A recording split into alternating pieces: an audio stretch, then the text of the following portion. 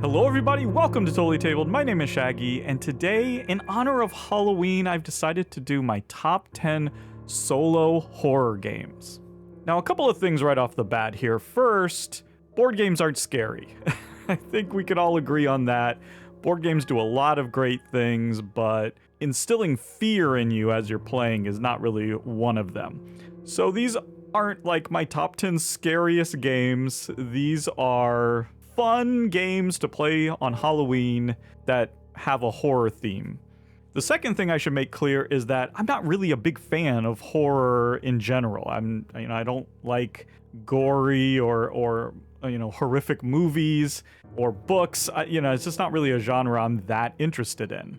But I do like board games with unusual, interesting themes. And I think we got a lot of that on this list. So anyway, let's just jump right in. My number 10 is Horrified. Ironically, this is probably the least horrific game on the list because this is about the old school black and white universal monsters. The Mummy, Dracula, Creature from the Black Lagoon, Frankenstein's monsters, all those classics. And it's all very cheesy and not scary at all. But the game is a really fun family weight co-op, which really just involves a lot of pick up and deliver. You have all these items that are appearing on the board. You're walking around, picking up those items. They come in 3 different colors and different strengths. You're then taking those items to various locations and spending them in certain ways.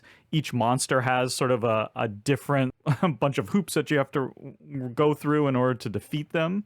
They're also moving about the board and attacking you.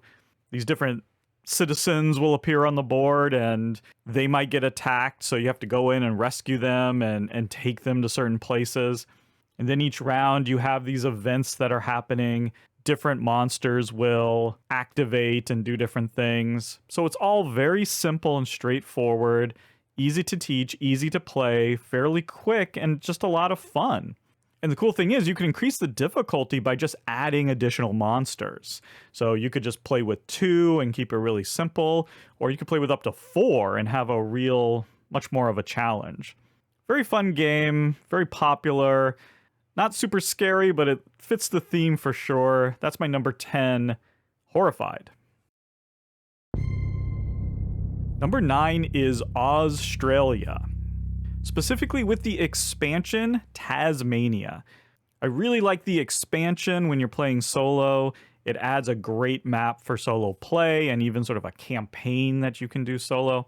And I've actually done a full solo playthrough of this with the expansion. You should definitely go check that out to learn more. This appears to be a somewhat overlooked game, but I really like it a lot. It's one of those crazy mashups that Martin Wallace occasionally does. It's Cthulhu with this really involved backstory, actually. If you go in and you read all the text, there's a crazy story going on, kind of this alt history sort of thing. And you're essentially building rail lines. This is like a train game with Cthulhu monsters popping out and trying to destroy your farms and stuff. It's a really crazy mashup, but it really works. I really love the combat system here. It's so simple.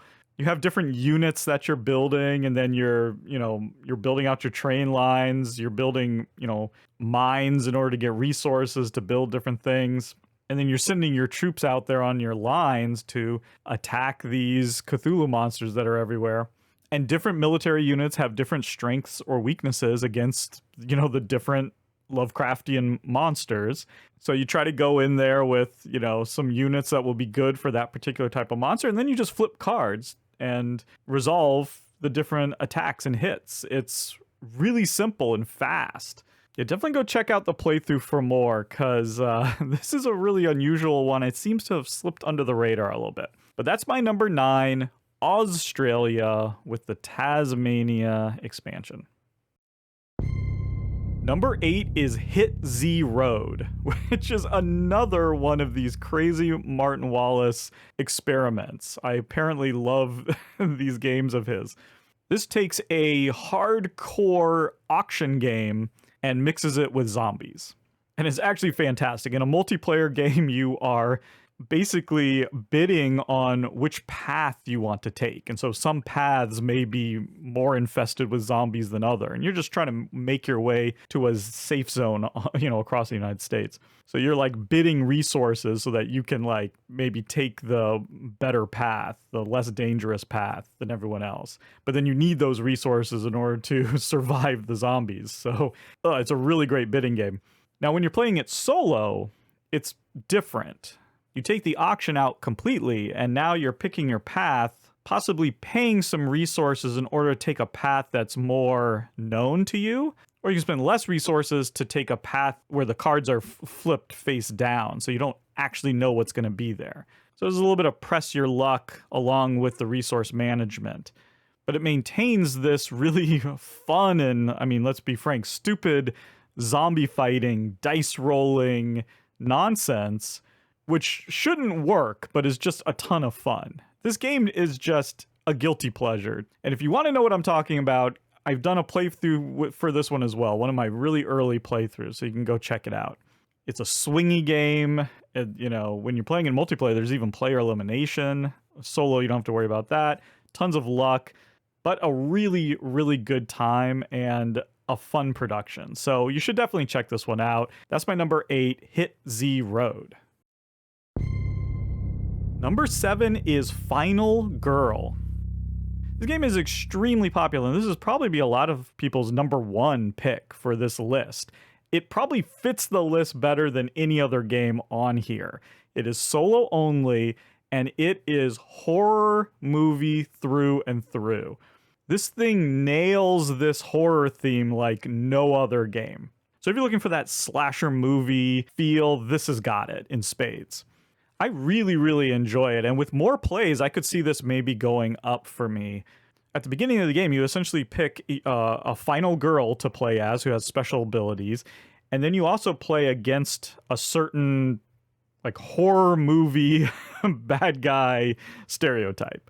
It might be Freddy, it might be Jason, it might be, their version of all of these different movie tropes. You pick one of them to play, and then you also play on a different map. There's all these different maps that you can play on. So it might be, the peaceful neighborhood or the summer camp, right? Or whatever. And the gameplay is, you're essentially playing cards and then rolling dice to activate those cards. Using different dice manipulation and things like that. Different actions cost time, but you're also using time to acquire new cards as well. It's not quite deck building, but it has a little bit of that feel. And you're taking your actions in order to rescue potential victims, and then searching for items that you can then use to go attack, whoever the evil being is that you're going after. It's super thematic. There's also quite a bit of randomness with the dice. It can be a little frustrating at times, but I think if you get into the mood and the theme, it's a ton of fun. And there's a lot of replayability with all of these different modular expansions that you can add to the game. So really fun one. See why it's so popular. That's number 7, Final Girl. Number 6 is Carnival Zombie 2nd Edition. I just recently did a full solo playthrough of this one, so please go check that out. But Carnival Zombie is a tower defense, a cooperative tower defense game, where you take a sort of a day phase to prepare, and then you have this night phase where you're just gunning down wave after wave of zombies, just coming at you from every different direction. Now the twist here, the little gimmick, is that there's a dexterity element here, because as you kill these zombies, which are just represented as, little cubes on the board, you have to drop them onto something called the pile of corpses. It's just a little cardboard tile. And at first you just drop them on there, it's fine. But as the dead zombies kind of pile up, inevitably, some of those cubes are going to start falling off. And as they fall off, those zombies come back to life and come back onto the board. So the more and more you kill, the more come back. It's very thematic in that way and can really up the stakes and up the pressure. You're either going to really love that or hate that. I didn't think I was going to like it, but I actually really do. It's really fun, and it fits the theme and just the feel of the overall game, which is a little bit more silly, a little less serious. The other thing that sets this apart is just the incredible art style. It's zombies, but these are not generic zombies at all. You have these incredibly grotesque images of these different, especially the boss zombies. And overall, the setting of this sort of flooding Venice is really unique and very cool. The art and the production of everything really puts you in that place, and that's one of the best things about the game. So I highly recommend it. Please check out the playthrough. I even did a review if you want to hear me talk about it even more, so go check those ones out. But that is number 6, Carnival Zombie 2nd Edition. Number 5 is Ghost Stories. This one is an absolute classic, right? The classic brutal co-op. A lot of these horror-themed games are co-ops or semi-co-op. That's interesting. This isn't going to be the last one of those, but I've mentioned this game before on my top 10 co-op games. Go check out that list for even more co-op games. But man, what can you say about Ghost Stories? The theme, fantastic. The art, unbelievable. One of the most gorgeous games there's ever been. The ghosts and spirits here are like horrifying without being super grotesque or gory. They're sort of nightmarish, right? It's great.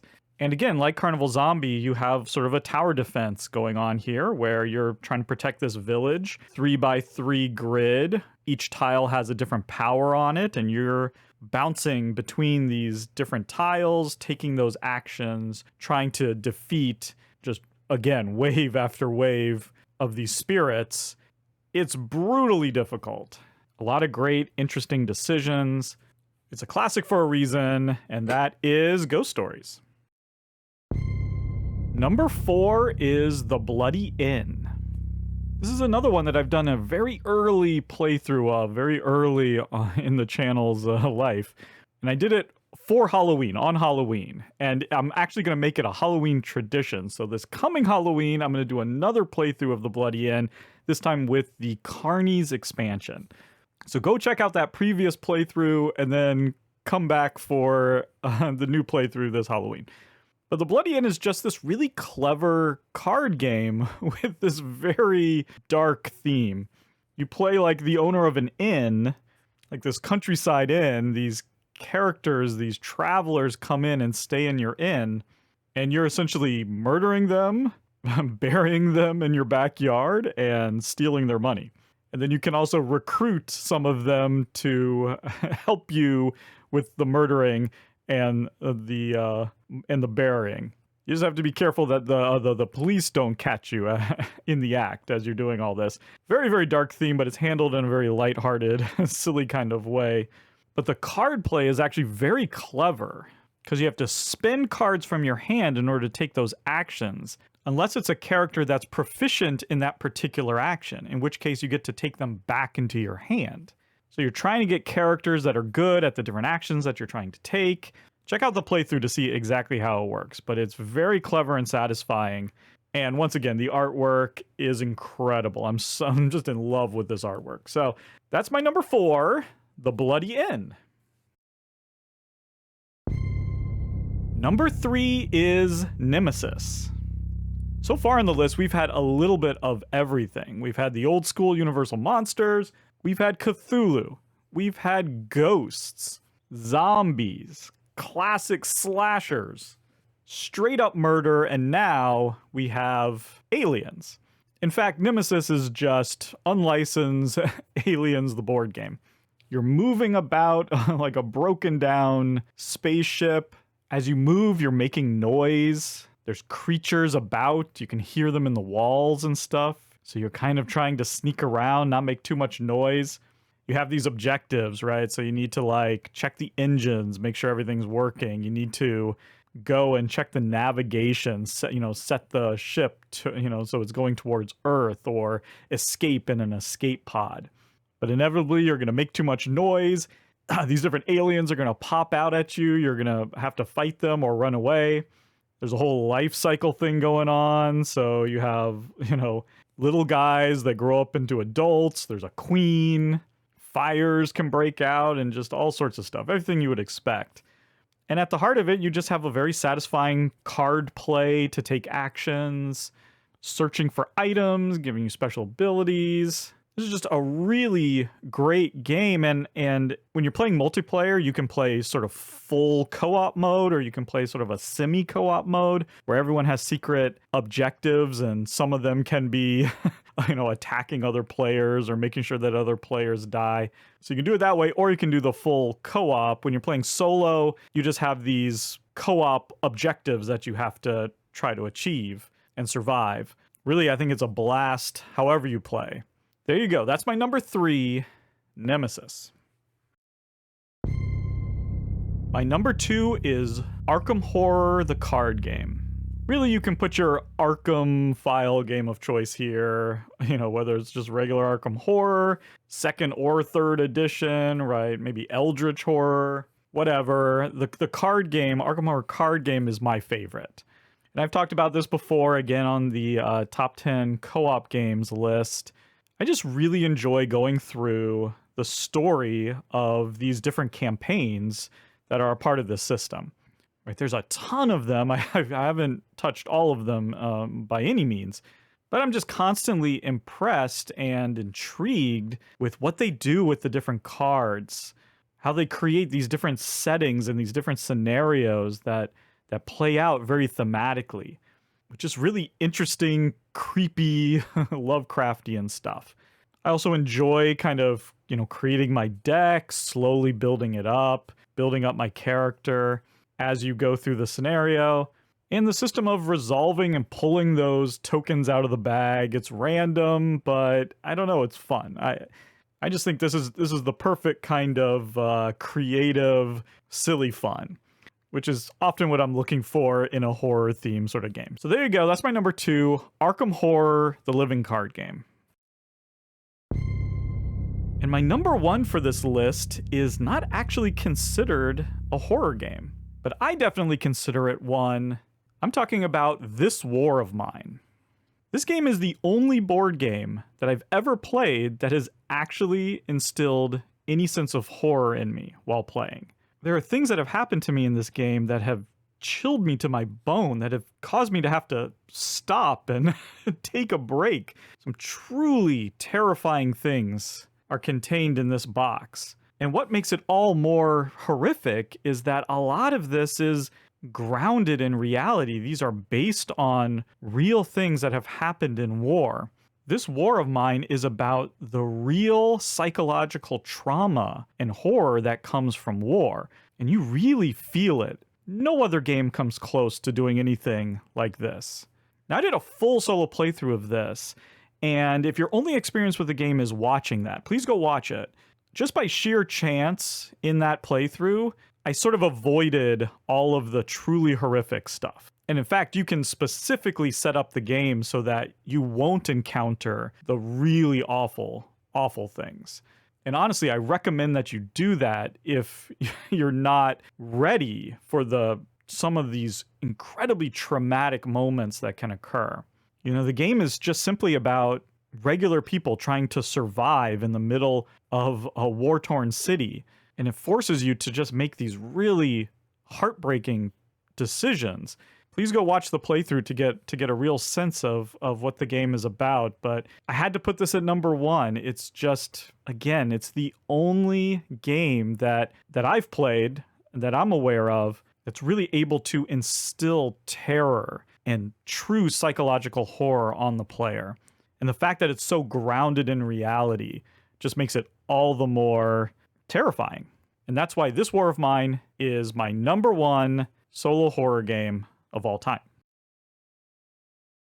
So there we go, a real sort of diverse mix of games there. Different themes, different tones. I think there's something for everyone there.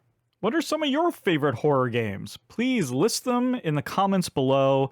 And while you're at it, like this video and subscribe to the channel for more. Everyone have a happy and safe Halloween. Thank you so much for watching, and goodbye.